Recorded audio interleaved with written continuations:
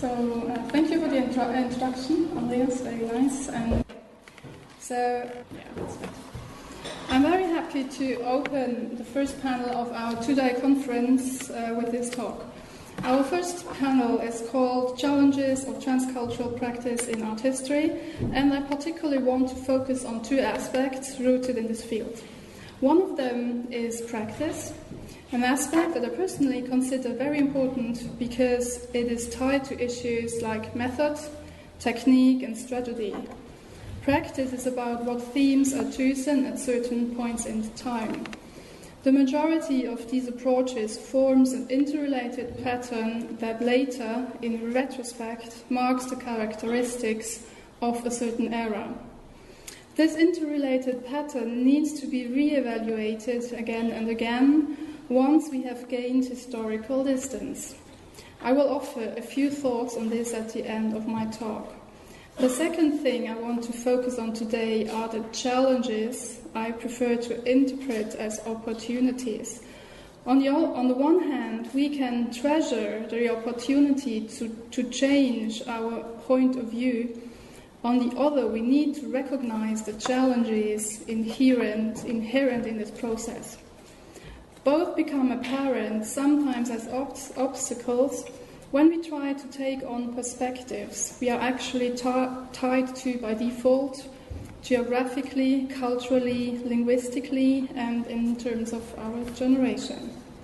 The previous talk mentioned one of the central questions we are going to discuss at this conference. How does knowledge come into vision? The issue of knowledge generation and knowledge transfer is a core question of our time that is also successfully being discussed in other disciplines. As a case study, I selected the German art historian Ludwig Grote. His work as an exhibition organizer in Germany and Brazil is exemplary for the discussion of the issues I have just briefly described. Surprisingly enough, he did not play a major role in the great compilations introducing German art in the 20th century, nor in histories of German art historians.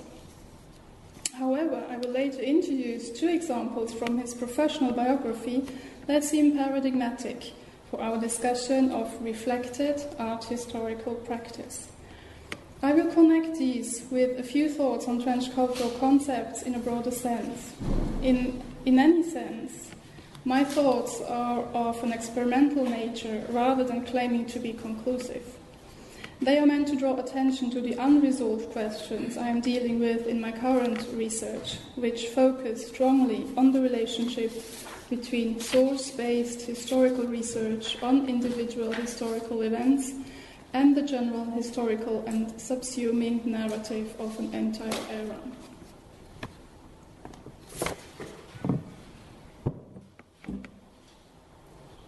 Ludwig Grote was born in 1893 in Halle upon Saale and died in 1974 in Gauting near Munich. Between 1912 and 1922, interrupted by his involvement in World War I, he studied archaeology, architecture and art history in Jena, Braunschweig, Halle-Wittenberg and Munich. From 1924 to 1933, he was conservation officer in the German state of Anhalt, and from 1927 he simultaneously became director of the State Gallery he had founded in Dessau. In his function as conservation officer, he advised the mayor and negotiated the move from the Bauhaus from Weimar to Dessau. In 1933, Grote was dismissed from office by the National Socialists due to his close ties with the Bauhaus and his purchase policies. From then on, he supported himself and his family as an independent researcher and art dealer. Until 1945, he also took part in World War II. Between 1949 and 1950, Grote organized 5 major exhibitions at Haus der Kunst in Munich featuring art that had, until recently, been decried as degenerate by the Nazis. These were the first exhibitions after World War II exhibiting this art: the Blue Rider, the Bauhaus painters, Oskar Kokoschka in memory of Max Beckmann, Toulouse-Lautrec graphic work collection of Ludwig Charel. So here you see him giving a tour on the left-hand side through the Blue Rider exhibition. And this is an installation view of this exhibition, and you clearly recognize the Haus der Kunst, of course. In 1951, Grote became the first director of Germanisches Nationalmuseum in Nürnberg and took charge of rebuilding the museum in the international Bauhaus style together with architect Sepp Ruf. Besides his work as director of the museum, Grote also organized 4 contemporary art exhibitions a year at Fränkische Galerie. Today it's the Kunsthalle Nürnberg. So this is important to know that even though his age was he was a bit older at that time already, he was still doing contemporary art in the Fränkische Galerie. So in 1962 he retired from this job. None of the sparse biographical notes on Grote mention the fact that the art historian was not only a member of the Committee of Foreign Exhibitions at the Foreign Office of the Bundesrepublik Deutschland, but also commissioner of the first German exhibitions at the Biennial founded in 1951 in Sao Paulo. In this function, he was responsible for organizing the exhibitions, but also for choosing the works presented. As Grote's extensive correspondence at the German Art Archive shows, this work was paradigmatic for all post-war cultural mediation work. Grote was an expert for German art starting in the Middle Ages, and the art he dealt with reflected his personal taste and expertise, so at least it seems so. These were the exhibitions Grote decided to, or the artists Grote decided to present at the different biennials in Brazil, and I show you just this kind of list of names so you can browse through quickly. As you can easily see, the general direction of this selection corresponds with what was also shown at the first Documentas.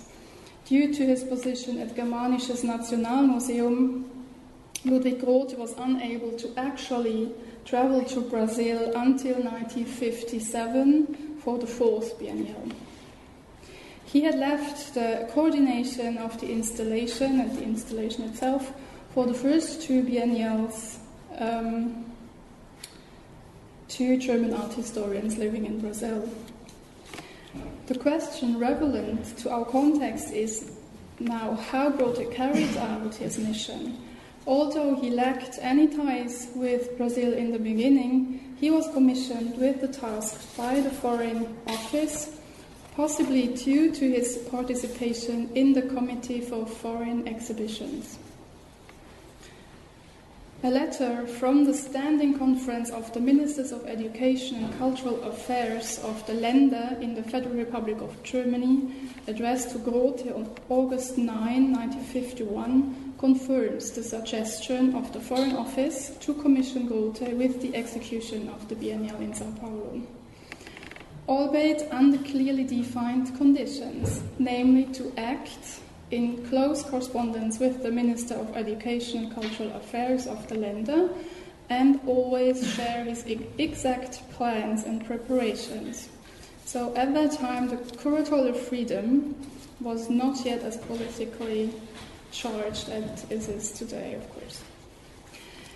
As the comprehensive correspondence reveals, there was great interest in Brazil as well as in Germany to participate in this biennial. After Brazil had asked for a quote, small selection of the most recent works of German artists for the first biennial, that would, quote, allow people in this part of the world to get an idea of the direction and goals of new German art.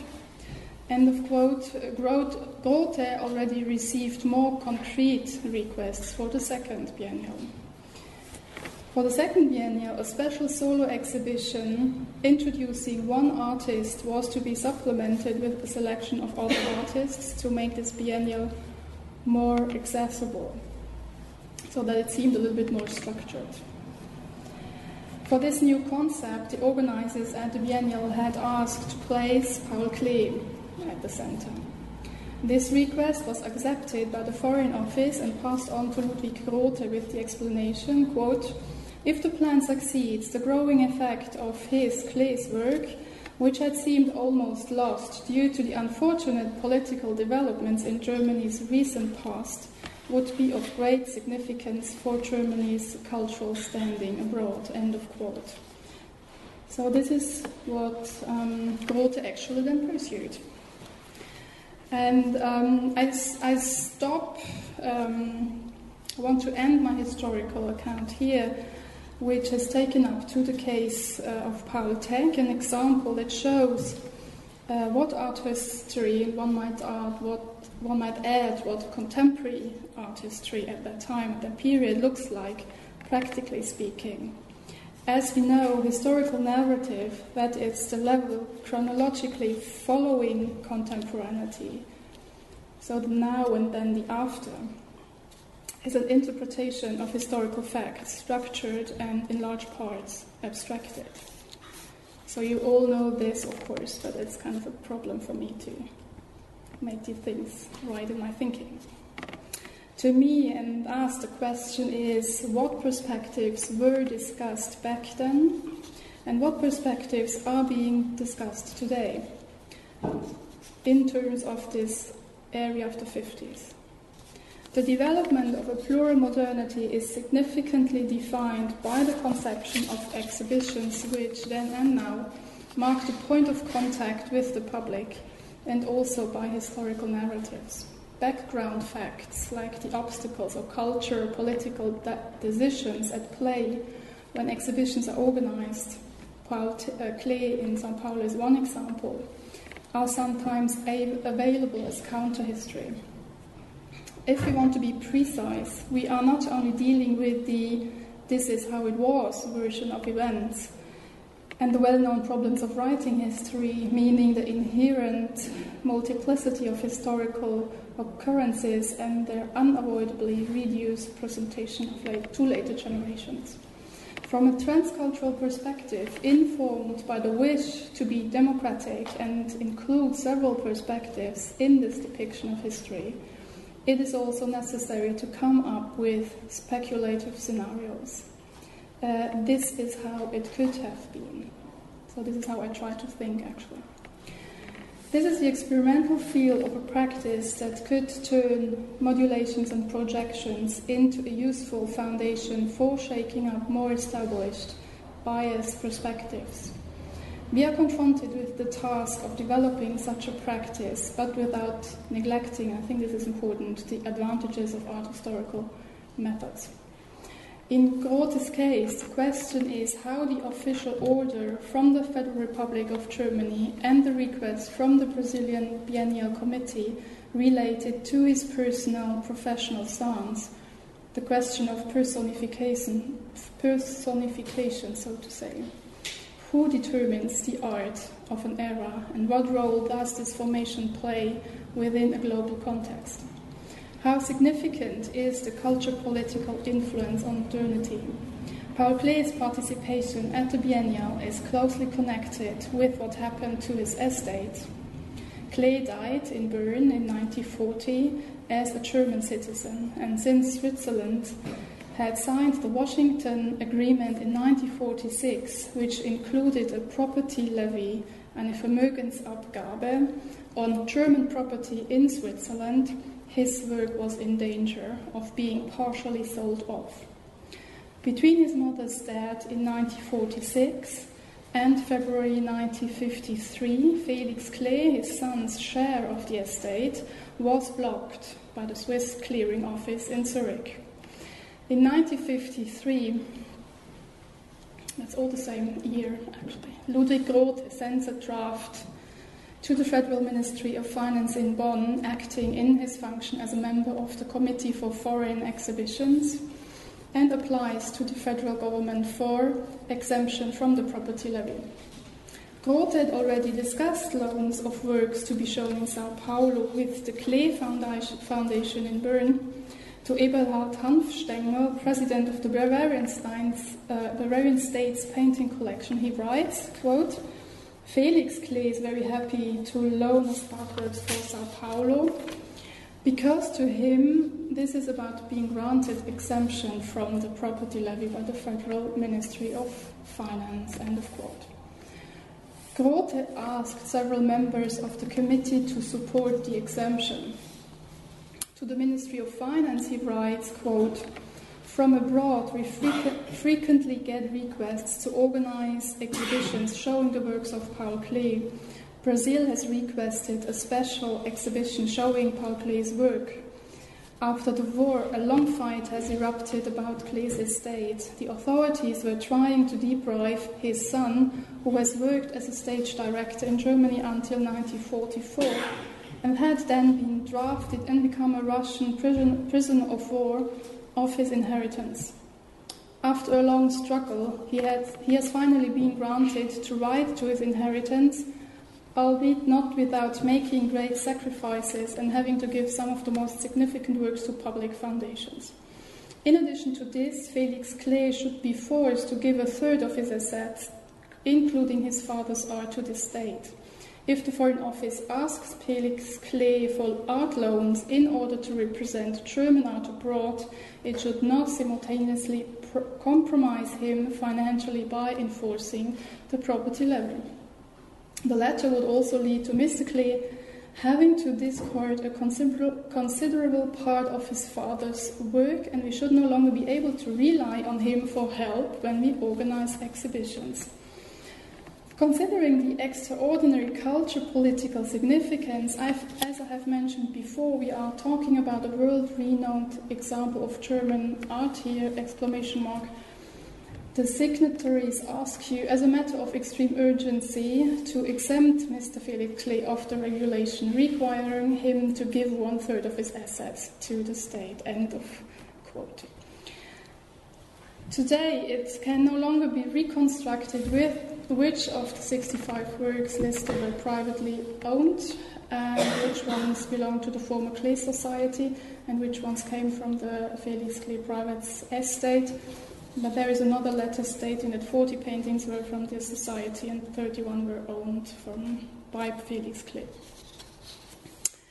In the 1966 Paul Klee exhibition catalogue published by the Albrecht Dürer Society in Nuremberg, Felix Klee mentions having to pay the negotiated third to the Federal Republic of Germany. Obviously, Ludwig Grote's intervention had not been successful beyond getting his art loans for Sao Paulo, which had been his actual goal. The complicated legal decision concerning the estate in connection with the special Paul Klee exhibit at the second biennial in Sao Paulo, which had also passed through the hands of lawyers, is a mostly unknown detail as far as Swiss art history is concerned. It is not the central example in this context, but it shows how the significance of certain things can change depending on the viewpoint taken. From a German perspective, this sheds light on Grote's commitment to his work as exhibition commissioner, as well as member of an active, maybe, for an official German point of view, too active, German culture political movement. Although in many respects he simply implemented culture political details dictated from above, his personal commitment to representing Klee's work in Sao Paulo was extraordinary.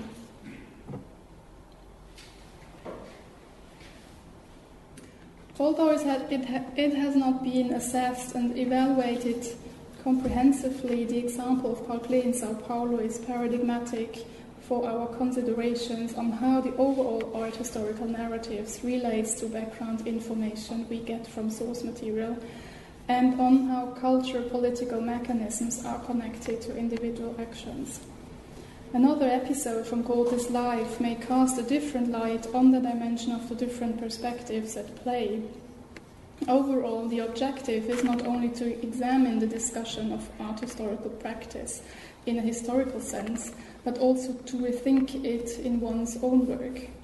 In other words, why do we choose certain examples? How do we develop our ideas of how it could have been? And how do we integrate our own conception of a historical construct or an academic stance and mindset into our research results? Practically spoken, why did I select Grote, Klee, and, as we will see in a minute, Brazilian-Lithuanian artist Lazare Segal? Ludwig Grote did not think of himself as a specialist on Brazilian art, even though he supervised 4 biennials, personally set up 2 of them on site, and acted as a judge there too. In a letter to Alfred Hensen, director of Hamburger Kunsthalle, on October 29 in 1959, he writes, "I have been asked to organize an exhibition showing modern German art in the Museum of Modern Art in Rio de Janeiro. Due to my work on the Biennial in Sao Paulo, I am considered an expert on Brazil. I can no longer take on such tasks. These things must not be monopolized. So etwas darf kein Monopol werden." End of quote. Although Grote only showed German works in Brazil, his denial of being a Brazilian expert should not be interpreted as referring to Brazilian art, but rather to its situation and institutions. Grote's statements about Brazilian art are few and very general, just like the foreword he authored for the exhibition of Brazilian artists at Haus der Kunst in Munich in 1959.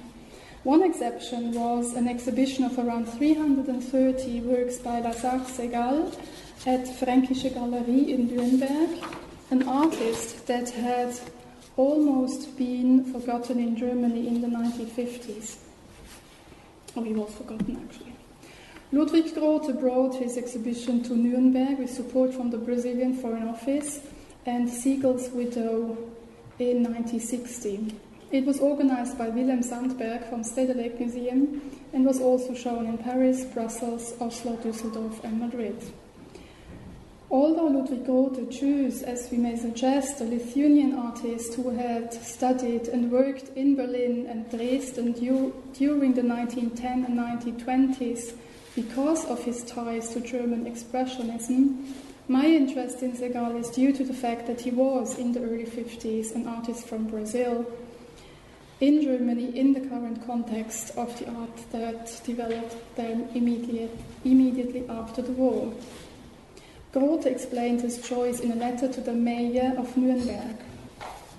I quote, "Lazare Segal is an artist of Russian Jewish descent who, like Chagall, took to German Expressionism in the 1920s.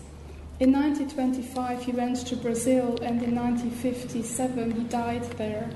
Thanks to his wife, whom I know very well, we can bring the exhibition, previously shown in Paris, Brussels and Amsterdam, to Nuremberg too. From there it will move on to Oslo. Since it is an exhibition under the patronage of the Foreign Ministry of Brazil, due to the anti-Semitic rallies, I would like to recommend that you give special weight to the opening ceremony, and if your time allows it, personally say a few words there. As usual, I will take care of giving an introduction to Segal's work. Madame Segal was worried upon her visit, that damage may be done intentionally for anti-Semitic reasons. Dr. Schwemmer and I have appeased her. It might still be better to be safe against all possible scenarios and reinforce our security measures." End of quote.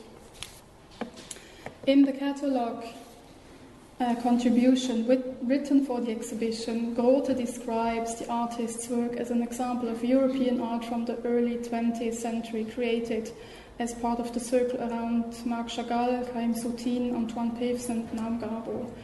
Together with Otto Dick, Segal was a member of the Dresden Session Group 1919, and his work developed from a Cubist period into a socially critical, lyrically sensitive late Expressionism. During his time in Brazil, Grote writes, "The colorful nature of Brazil strongly influenced Segal's work.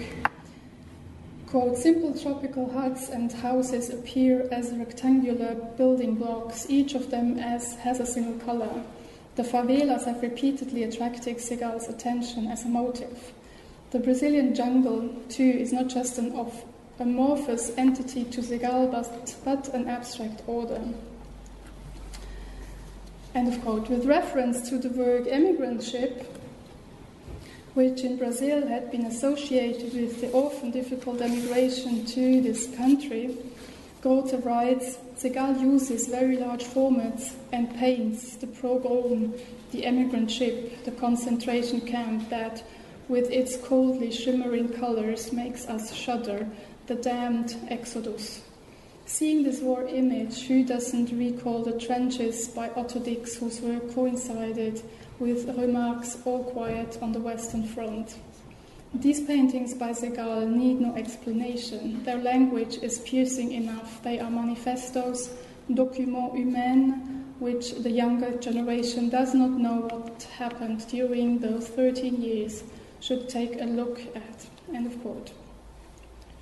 With his reference to German history, Grote reads Segal's work with German eyes, and even, and of course also, after his emigration, or Segal's emigration to Brazil. In his 1953 publication, German Art of the 20th Century, which appeared at the occasion of a popular exhibition at Museum of Art Lucerne, Grote did not mention Segal. At the time when Grote had not yet traveled to Brazil, and it was also too early to recognize the special exhibition of Lazare Segal's work in the exhibition of Brazilian artists at Haus der Kunst in 1959, to which Grote had written the introduction later on. From today's viewpoint, the question arises, also a question to our workshop, if a work of art such as from Lazare Segal that contains historical references from different cultures should be differently located today compared to what happened to the work in Ludwig Grote's site of the 50s. Of course, yes, but how do we clarify the viewpoints? And can a viewpoint be simply and arbitrarily exchanged? Or should we use terms like Mary-Louise Pratt's contact zones, which defines as social spaces where disparate cultures meet, clash, and grapple with each other, often in highly asymmetrical relations of domination and subordination like colonialism, slavery, or their aftermath as they are lived out across the globe today. End of quote.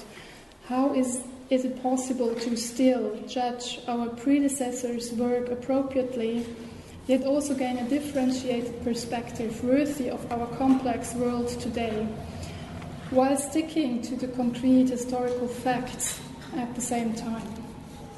I have tried to redefine this question by looking at these particular displays of Paul Klee's and Lazare Segal's work in their very different contexts, and with the naturally limited scope of my specific interest. I am not sure whether I have succeeded. I feel that there is still much room for action and reflection. So all the more reason to look forward to the discussion that will follow. Thank you for the